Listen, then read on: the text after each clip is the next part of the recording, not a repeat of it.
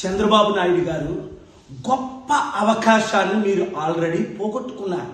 June 5నే మీరు India కూటమి ప్రధానమంత్రిగా ప్రమాణం చేసినా లేదా మోదీ గారిని deputy prime minister, home minister, finance minister, foreign minister ఏదైనా అడిగితే మీకు ఇచ్చారా? ఇవ్వలేదు. 240 సీట్లు బీజేపీకి ఉన్నప్పుడు మిమ్మల్ని నితీష్ కుమార్ని వాడుకొని ఇప్పుడు 309కి వచ్చారు. ఇప్పుడు మీ 16తో మీరు బయటకు వచ్చినా వారికి చేసే నష్టం లేదు.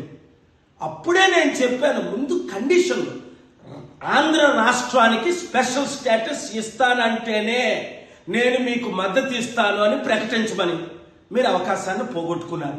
స్టీల్ ప్లాంట్ని అమ్మను అని అనౌన్స్ చేస్తేనే మీరు మద్దతు ఇస్తానని చెప్పమన్నాను. మోదీ గారు ఇచ్చిన 10 వాగ్దానాల్లో ఒక్కటి కూడా నెరవేర్చలేదు. మీరు ఢిల్లీ లీడర్స్ని అసలు మిమ్మల్ని జైల్లో పెట్టించింది వారని మీకు తెలుసు. మీకు దేవుడిచ్చిన అవకాశాన్ని మీరు కోల్పోయారు. ఇప్పుడు రేపు చివరి అవకాశం, ఎందుకంటే మీ ప్రమాణ స్వీకారానికి వారిని మీరు పిలిచారు గనక స్టేజ్ మీద మీరు నిలబడి, ఇప్పుడే నేను మంచి మెసేజ్ పెట్టాను మోదీ గారి పర్సనల్ సెల్ నెంబర్కి, మీరు కూడా స్టీల్ ప్లాంట్ అమ్మము, స్పెషల్ స్టేటస్ ఇస్తాము, ఈ రెండే చాలు మనకి. తత్మయాన్ని పక్కన పెట్టండి. స్పెషల్ స్టేటస్ ఇస్తే 100,000 కంపెనీలు మనం తీసుకొచ్చి ట్యాక్స్ కట్టకుండా వారికి ఆ కంపెనీల ద్వారా లక్షల ఉద్యోగాలు ఇవ్వగలమని మీకు తెలుసు, నాకు తెలుసు. నేను చేస్తాను ఆ పని, మీకు మద్దతుగా ఉంటాను. కానీ మీరేమో స్వయం మైండ్తో వెళ్తూ ఫెయిల్ అయిపోతున్నారు. చివరికి ఎంత అప్పు ఉందో మీకు తెలియదు అంటున్నారు. 10 లక్షల కోట్లకు అత్యధికంగా మీరు చేసింది, జగన్మోహన్ రెడ్డి చేసింది అప్పు ఉంది. ఎలా కడతారండి? ఎలా ఉద్యోగాలు ఇస్తారు? ఎలా కంపెనీలు తీసుకొస్తారు? ఇంత మంచి అవకాశాన్ని పోగొట్టుకుంటే 94 గుర్తించుకోండి, 2004 మీరు దేశ నాయకులు ఎలాగైగా అవ్వాలి. నేను ఇచ్చిన సలహాలన్నీ అప్పుడు మీరు ఫాలో అయ్యారు. ఇప్పుడు నా సలహా తీసుకోవడానికి ఇష్టం లేదు సరికదా?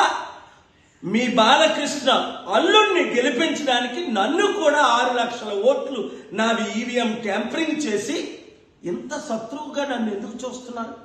ఇన్ని సంవత్సరాలు, 30 సంవత్సరాలు మీకు బ్లెస్సింగ్స్ ఇచ్చినందుక, సపోర్ట్ ఇచ్చినందుక, ఆశీస్సులు ఇచ్చిన, ఇప్పుడు కూడా మిమ్మల్ని నేను క్షమించి మీకు అండగా నిలబడి దేశంతో ప్రపంచాంతో పోరాడి రాష్ట్ర అభివృద్ధి కొరకు నేను సిద్ధంగా ఉన్నాను. మీరు సిద్ధంగా లేరు కదా? ఆలోచించండి, దైవ నిర్ణయాలు తీసుకోండి. దేశం కొరకు, ముఖ్యంగా మన రాష్ట్ర అభివృద్ధి కొరకు, 6 కోట్ల ప్రజల్ని రక్షించడం కొరకు ఒక్క మంచి పని మీరు చేయండి. దేవుడు మిమ్మల్ని దీవిస్తాడు.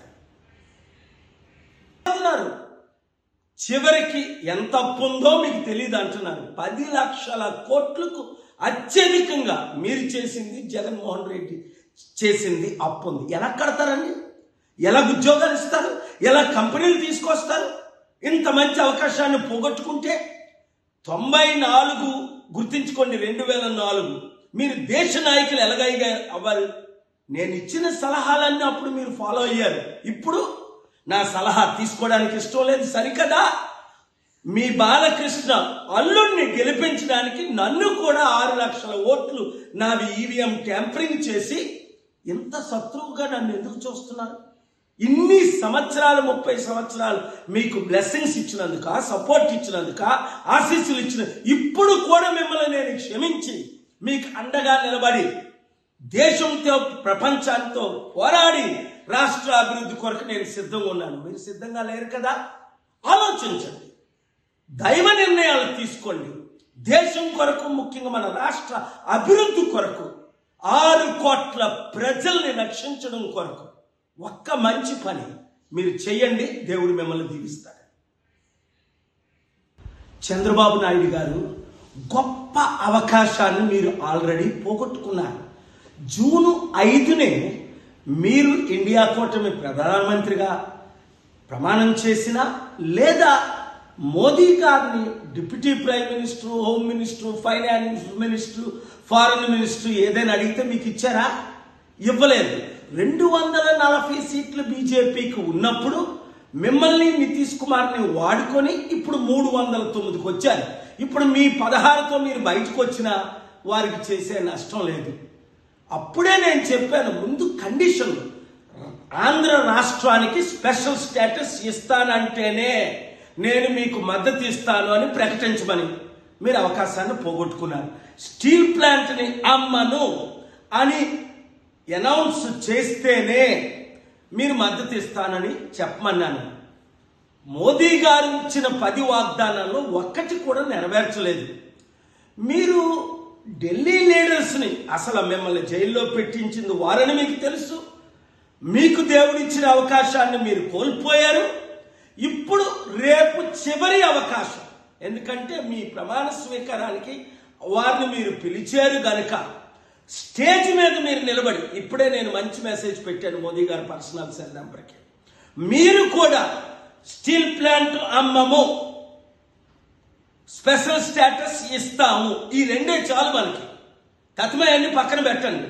స్పెషల్ స్టేటస్ ఇస్తే 100,000 కంపెనీలు మనం తీసుకొచ్చి ట్యాక్స్ కట్టకుండా వారికి ఆ కంపెనీల ద్వారా లక్షల ఉద్యోగాలు ఇవ్వగలమని మీకు తెలుసు, నాకు తెలుసు. నేను చేస్తాను ఆ పని, మీకు మద్దతుగా ఉంటాను. కానీ మీరేమో స్వయం మైండ్తో వెళ్తూ ఫెయిల్ అయిపోతున్నారు. చివరికి ఎంత అప్పు ఉందో మీకు తెలియదు అంటున్నారు. 10 లక్షల కోట్లకు అత్యధికంగా మీరు చేసింది, జగన్మోహన్ రెడ్డి చేసింది అప్పు ఉంది. ఎలా కడతారండి? ఎలా ఉద్యోగాలు ఇస్తారు? ఎలా కంపెనీలు తీసుకొస్తారు?